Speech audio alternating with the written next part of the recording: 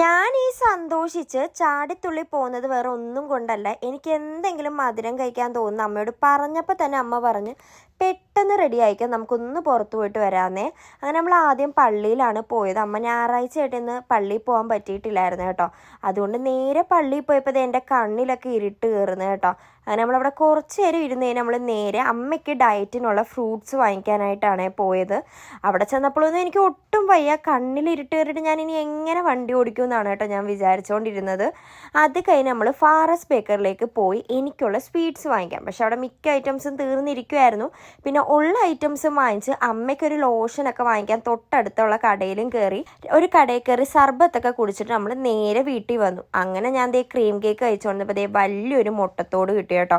അതോടെ ആ കേക്ക് കഴിപ്പ് നിർത്തി നേരെ അടുത്ത ബേസൻ ലഡു ഒക്കെ എടുത്തു.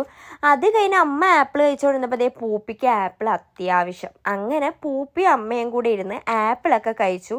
എനിക്കാണെങ്കിൽ വീട്ടിൽ വന്നിട്ടും എനിക്ക് അങ്ങോട്ട് ക്ഷീണം മാറാത്തതുകൊണ്ട് തന്നെ പിന്നെ ഒരു കട്ടൻ ചായയൊക്കെ ഇട്ട് കുടിച്ചിട്ടുണ്ടായിരുന്നു. അത് കഴിഞ്ഞ് പിറ്റേ ദിവസം പ്രഷർ നോക്കിയപ്പോഴാണ് അറിഞ്ഞത് പ്രഷർ ലോ ആയിട്ടാണ് ഈ കണ്ണിൽ ഇരുട്ട് കയറിയെന്ന് കേട്ടോ.